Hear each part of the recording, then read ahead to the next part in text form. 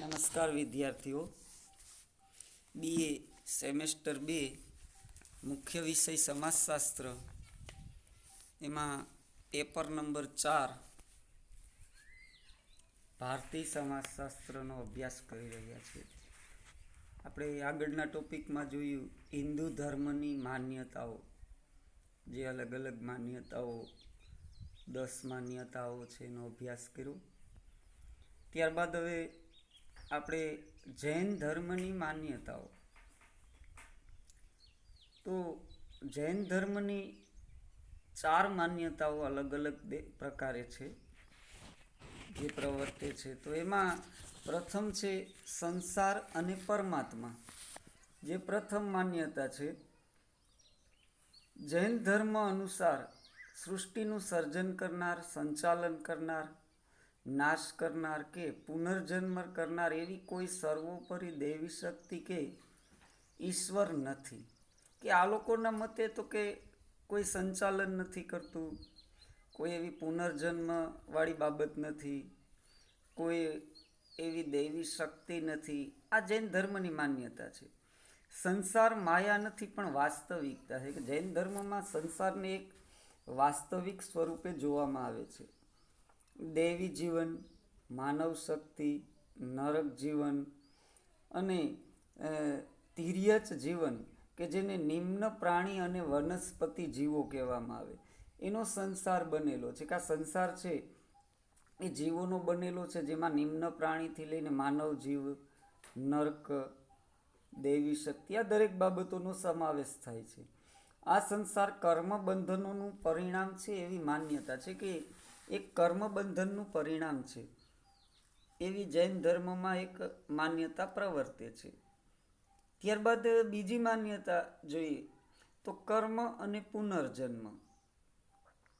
કે જૈન ધર્મ મુજબ જોઈએ તો આત્માની દુઃખમય પરિસ્થિતિ જે છે એ વ્યક્તિના પોતાના જ કર્મોથી ઊભી થાય છે. કે વ્યક્તિ જે દુઃખી થાય છે તો એ પોતાના કર્મોના લીધે થાય છે, આવી જૈન ધર્મની માન્યતા છે. સુખ દુઃખ પોતાના કર્મ અનુસાર આવે છે. જે ભોગવે છે સુખ દુઃખ એ કર્મના આધારે આવતા હોય છે. બધા જ જીવોનું વર્તમાન અસ્તિત્વ તેના કર્મોને આભારી છે એવી માન્યતા છે. કે જે જીવોનું અસ્તિત્વ છે એ દરેક જીવના કર્મોના આધારે છે. તો આવી રીતના કર્મ અને પુનર્જન્મ વિશેની પણ માન્યતા દેખાઈ આવે. ત્યારબાદ ત્રીજી માન્યતા જે છે જૈન ધર્મની, આત્મા અને મોક્ષ. જૈન ધર્મમાં મોક્ષ પ્રાપ્તિ માટે ત્રિરત્ન તરીકે ઓળખાતા જે છે એ સમ્યક દર્શન, સમ્યક જ્ઞાન અને સમ્યક ચરિત્ર એનો માર્ગ છે આપેલો છે. કે જેનાને આપણે ત્રિરત્ન, 3 રત્ન તરીકે ઓળખી શકીએ. વાસ્તવમાં તે વૈદિક ધર્મનો ભક્તિ માર્ગ, જ્ઞાન માર્ગ અને કર્મ માર્ગનું જે પરિવર્તિત સ્વરૂપ છે. કે જે હિન્દુ ધર્મની માન્યતા છે વૈદિક ધર્મની, કે એમાં જ્ઞાન માર્ગ, ભક્તિ માર્ગ અને કર્મ માર્ગ એ 3 છે. તો એની આ 3 બાબતો આપણને પરિવર્તિત સ્વરૂપે જૈન ધર્મમાં જોવા મળે. ત્યારબાદ અહીં જે ભેદ એ છે કે વૈદિક ધર્મમાં આ 3 પૈકી એક માર્ગ દ્વારા મોક્ષ મેળવી શકાય. કે વ્યક્તિ છે એ કોઈ પણ એક માર્ગ અપનાવે તો મોક્ષ મેળવી શકે. જ્યારે હિન્દુ ધર્મમાં 3 માર્ગ, જ્ઞાન, કર્મ અને ભક્તિ, એના દ્વારા મોક્ષ મેળવી શકે છે.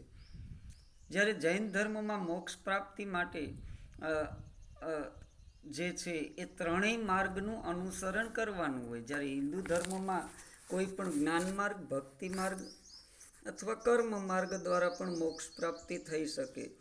એટલે આવી રીતના જે છે એ ત્રીજી માન્યતા આપણને જોવા મળે છે. અને ત્યારબાદ એમાં મોક્ષનો જે માર્ગ છે, ચોથી માન્યતા, એ પણ અપનાવવામાં આવેલો છે. કે જેમાં મોક્ષ પ્રાપ્તિ માટે આ 3 વસ્તુનું અનુસરણ કરવાનું આવશ્યક માનવામાં આવે. અને જીવ છે એ પોતાના કર્મના આધારે સુખ કે દુઃખ એવી પરિસ્થિતિમાંથી પસાર થતો હોય છે.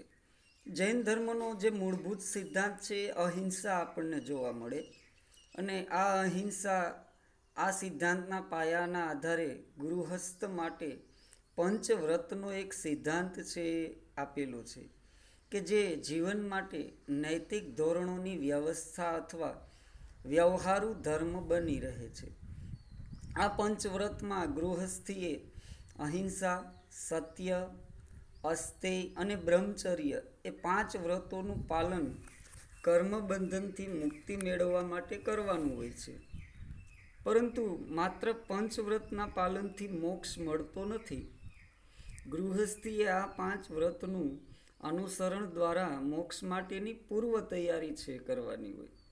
ત્યારબાદ ગૃહ ત્યાગ કરીને સંન્યાસી બનવાનું, જ્યાં તેણે વ્રત ઉપરાંત ત્રિરત્નના માર્ગ પર ચાલીને કર્મમુક્ત બની અને મોક્ષ મેળવી શકાય. એટલે આવી રીતના જૈન ધર્મ છે એમાં નિવૃત્તિ ઉપર ભાર મૂકવામાં આવેલો છે કે વ્યક્તિએ સંસારમાં રહી અને પંચવ્રતોનું પાલન કરી અને ત્યારબાદ ગૃહત્યાગ કરવાનો અને ત્રિરત્નના માર્ગે ચાલી અને મોક્ષનો માર્ગ છે અપનાવી શકે. તો આવી રીતના 4 માન્યતાઓ આપણને જૈન ધર્મમાં જોવા મળે.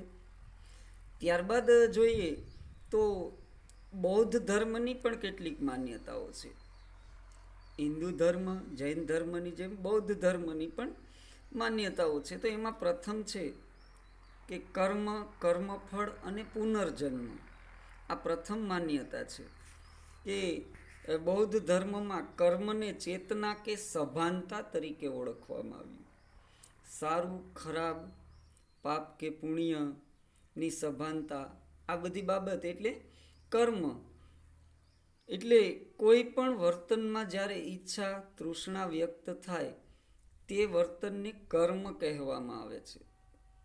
પુનર્જન્મ નક્કી કરનાર કર્મ, પ્રતિકૂળ કર્મ, વિનાશ કર્મ, વર્તમાન જીવનમાં જે પરિણામો લાવનાર જે કર્મ છે એ કર્મ, ત્યારબાદ ભૂતકાલીન કર્મ છે, ત્યારબાદ ભાવિ જે જીવન છે એના કર્મો છે, એના પરિણામો લાવનારા કર્મો.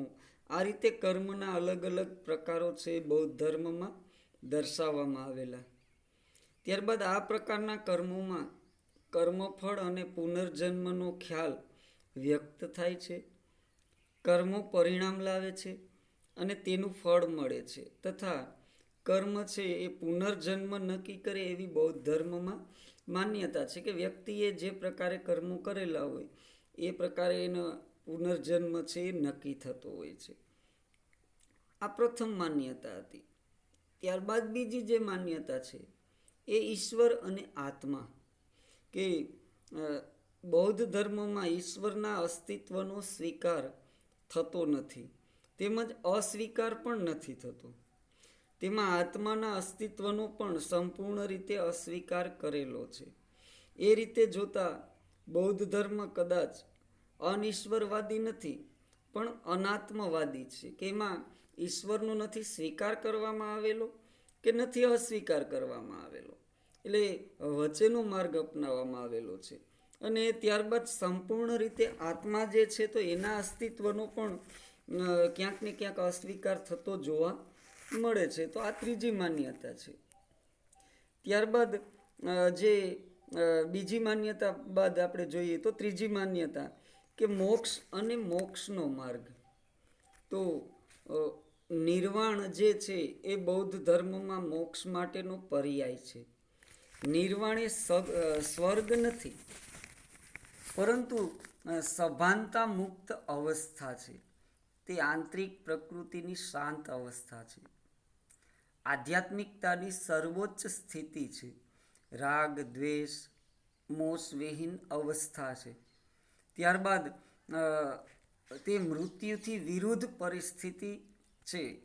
નિર્વાણ મનથી અનુભવી શકાય એવો એક સાક્ષાત્કાર છે કે એ માનસિક પરિસ્થિતિ છે. નિર્વાણ છે જે પોતાના જીવનને સાચે રસ્તે વાળે તે નિર્વાણનો સાક્ષાત્કાર કરી શકે, કે સત્યના રસ્તે જે ચાલે તો એ નિર્વાણનો સાક્ષાત્કાર એમાં થઈ શકે. સ્વબુદ્ધિ, સ્વનિયંત્રણ, સ્વપરીક્ષણની પદ્ધતિ દ્વારા જે નિર્વાણ છે એ પામી શકાય એવી માન્યતા બૌદ્ધ ધર્મમાં છે. ગૌતમ બુદ્ધે જે છે એ આત્મા અને પરમાત્માના અસ્તિત્વ કે તેના સ્વરૂપ કરતાં માનવ જીવન અને વર્તન ઉપર વિશેષ ભાર મૂક્યો કે મનુષ્ય જીવન છે એ જ સર્વસ્વ છે. તેમણે કહ્યું કે મનુષ્ય દુઃખી છે. આ દુઃખનું અકારણ નથી. કોઈને કોઈ તૃષ્ણાના લીધે દુઃખ ઉદ્ભવે કે વ્યક્તિ છે એની ઈચ્છાઓ જે છે એ પરિપૂર્ણ આજીવન નથી થતી. એટલે આ ઈચ્છાઓના લીધે વ્યક્તિ દુઃખી થતો હોય. માનવી અષ્ટાંગ માર્ગ અપનાવીને દુઃખ મુક્ત બની શકે. આ માર્ગ દ્વારા તૃષ્ણા મુક્ત બનવું તેને જ નિર્વાણ કહ્યું છે. કે જે ઈચ્છા મુક્ત વ્યક્તિ બને અષ્ટાંગ માર્ગ દ્વારા અને એવી રીતના એ દુઃખ મુક્ત બની શકે અને આને નિર્વાણ કહેવામાં આવે છે. અષ્ટાંગ માર્ગ છે એ વાસ્તવમાં આચાર ધર્મ કે વ્યાવહારિક ધર્મ છે, જે નિવૃત્તિ અને પ્રવૃત્તિ વચ્ચેનો મધ્યમ માર્ગ બની રહે છે. એક બાજુ જન્મ અને જીવન તૃષ્ણાને કારણે તેમ કહી નિર્વાણ પર ભાર મૂક્યો, જ્યારે બીજી બાજુ કર્મમાં શ્રદ્ધા દર્શાવી અને કર્તવ્ય ઉપર બૌદ્ધ ધર્મમાં ભાર મૂકવામાં આવેલો છે. ગૌતમ બુદ્ધે પતિ પત્ની, મા બાપ અને સંતાન, ગુરુ શિષ્ય વગેરે વચ્ચેના પારસ્પરિક કર્તવ્યો ઉપર ભાર મૂકી અને વ્યાવહારિક ધર્મને પ્રાધાન્ય આપ્યું છે. તો આવી રીતના જે બૌદ્ધ ધર્મ છે એની આ 3 માન્યતાઓ જે છે એ પણ પૂરી થાય છે. ત્યારબાદ આગળ જે છે એ ખ્રિસ્તી ધર્મની જે માન્યતા એ આપણે હવે પછીના લેક્ચરમાં એની ચર્ચા છે કરીશું.